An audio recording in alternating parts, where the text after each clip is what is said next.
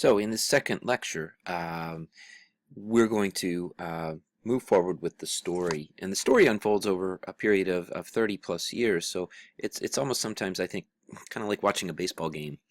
Lots of innings, and there are lulls in the action, and then there's intense action. So also like baseball games, sometimes there's a lot of excitement, sometimes there's not. So please write down any questions that you might have. If you remember, in the last lecture we talked a little bit about Calvin and his ideas and why they were appealing to people, and his attempts to spread his theology and his church into France. And remember that Calvin really combines two things, a deep spiritual faith and a theology that's very clear and very spelled out in his Institutes on Religion, but he also combines the idea of political power, and he combines religion and politics and political power, really, in his city in Geneva, and that's sort of a model that then he is able to export far more than Luther was able to do. So it's a system, really, that Calvin creates. In fact, it's called the Institutes, and I think that makes sense. So we talked about the fact that the nobility adopted Calvinism, and the nobility brings with it military experience, and that's going to sort of militarize the Protestant Calvinist churches, and then the Catholics are also going to themselves militarize. And so the scene is set then for these confrontations that become rather bloody at times. We also notice that Catherine de' Medici, who's going to be the regent, is going to try to practice a policy of reconciliation to restore peace and order and harmony. And that makes sense in a Machiavellian sort of way, where Machiavelli argues, between the lion and the fox. And I think Catherine de' Medici is trying to very much use the powers of the fox, that is cunning, to bring about a desired outcome. And really, Catherine's goal, and I don't think I mentioned this in the last lecture, was to preserve her family, the Valois family, who were the kings, to preserve the monarchy, the prestige of the monarchy, and also to preserve the French state. So she's working along those lines, whereas the Catholic League is trying to restore Catholic purity and unity to France, and the Protestants, the Calvinists, are trying to defend their faith and their right to pursue their faith and their truth claim. So that's the sort of the context that we left with. Here you see Catherine the Great there pictured, looking rather serious, and I think there was good reason for her to look serious. So we're going to start again in 1562, the year when things really get going. And in addition to the January Edict, Catherine tried to put together a meeting between the Catholic and the Protestant forces called the Poissy Colloquy. We saw the Marburg Colloquy between Luther and Zwingli back in 1529, and this was again an attempt to bring about a reconciliation between these two factions for the good of France. And again, what's good for France would also be good for the Valois family and the monarchy itself. Well, the Poissy Colloquy, much like the Marburg Colloquy, failed to produce any reconciliation, so there's no movement.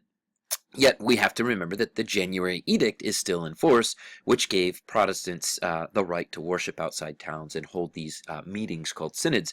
Well, things get disrupted in a major way in March of 1562, as the Duke of Guise, the leader of the Catholic faction, and his troops were out riding from town to town, something that nobles did, and they stumbled upon, or happened upon, an assembly of Protestants at a village or a town called Voici. And these Protestants were in prayer. So it was a meeting of this Protestant congregation, Calvinist congregation of Voici. They were outside the town. So according to the Edict of January, this would have been perfectly illegal. Yet the Duke of Guise and his troops were not ones to stand on legality. They found the Protestants praying. They opened fire on this assembled group of Protestants, and they killed some 30. I've read 80. Numbers are rather vague at this time. But in other words, there was a massacre carried out by the Catholic Duke of Guise and his men. So, in retaliation, in April of 1562, a group of Protestant noblemen, again, the militarization here, seized the town of Orléans And they also seized other towns across France. The Huguenots occupied Rouen, which is the great city of Jeanne d'Arc, the great French and Catholic hero. They also seized Lyon. And they sacked Lyon, which you'll see in the picture in just a second. Lyon was the second city. So let me just flip to that. So here you see on the left the Protestant forces sacking the town of Lyon and again destroying Catholic churches, which is going to be seen as defacing sacred space and as sacrilege from the Catholic point of view, which is only going to motivate the Catholics to want to eradicate the Protestants even more. At this point, the Duke of Guise was also himself assassinated, and this sets in motion what are going to be a series of assassinations over the next 36 years, actually even all the way up to 1610. So we're going to see that the idea of assassinating people, and in particular, who do you assassinate? You assassinate the leaders of a group, thinking, well, the theory is that if you take the leader out of the picture, then the actual group itself, the movement, fizzles. That didn't turn out to be the case. There were always people willing to replace assassinated leaders. But at this point, the Duke of Condé, the leader of the Protestant forces, issued a manifesto, and he declared simply that the Protestants were fighting to defend their faith.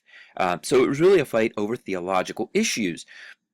But it was clear to most of the great noble families and the Valois family itself that the Protestants were launching an all-out assault on the French state in order to gain more towns and cities and more territory that they could control from which to defend their faith. So it's not just a matter of prayer and defending the faith. It's also that now the Protestants are taking over towns and areas of France, and that's going to create this idea of a competing state. So a state within a state.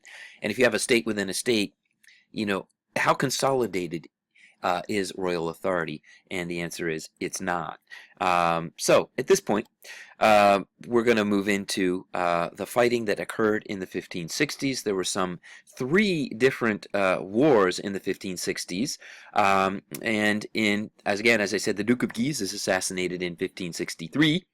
The Protestant leader himself is assassinated in 1570, and then, as often happens after a period of intense fighting, there are these peace arrangements, these peace treaties that are negotiated. And this happened in 1570 at Saint-Germain-en-Laye. Again, the Valois regent, Catherine of Medici, and King Louis IX are trying again to reach out to the Protestants to offer them concessions, such as the religious freedom in their lands. They recognize Protestant nobility, that is the Protestant princes within France, the nobles. They're given religious freedom in their lands, which reminds us of the Augsburg Settlement of 1555. The Protestants also get this very important right, that is to fortify their towns and cities. And for a town to fortify itself would have been a clear challenge to royal authority. So towns and cities were not permitted to really fortify themselves unless they were on the border with the Holy Roman Empire or the Swiss cantons, and therefore they would help the king defend the state. But otherwise, towns and cities were banned from fortification. Yet the Protestants received this important right. Now, at this point, the peace, Saint-Germain-en-Laye, was supposed to have brought an end to these internal conflicts that were disrupting France. And here you see on the left a great woodcut of the Catholic forces interrupting Protestants at prayer in one of their places of worship within a town. And you can see that the Catholic forces are bearing weapons and pikes and actually beating and or killing the Protestants. So that gives you kind of an idea of the general feeling that was in place. Now, it's also true that by 1570, most of the original belligerents had been killed, mostly by assassination. So there is this hope that the peace will prevail, And that was actually not going to happen. So, the other thing, and I think what makes that not likely to happen or didn't happen because of this, is the Protestant leader is now Admiral Coligny, and he became very close to Louis IX, who had lost his father, Henry II. Catherine is the regent mother. So Louis is rather open to male companionship and a father figure, and Admiral Coligny became that. Yet Admiral Coligny is a Protestant who becomes a close advisor and confidant of the Valois Catholic King Louis. What does Catherine do? Like most mothers, Catherine panics at this idea.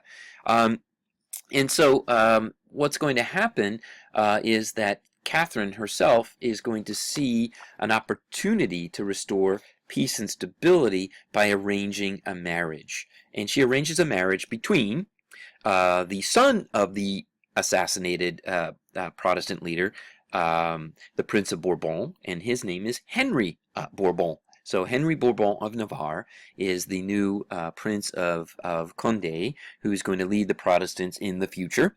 And he's going to marry the daughter of Catherine, that is, the sister of the French king Louis IX.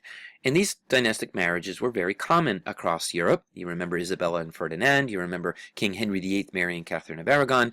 Often people, individuals getting married, again, if you remember back to a lecture earlier in the course, they're not asked for their opinions, really. These are arranged marriages, and they're arranged for specific reasons, to promote family interest or the interest of state. And that's what's going on here. And you can look at these two figures. You see Henry of Navarre, Bourbon on the left. You see Margaret, the daughter of Catherine, on the right.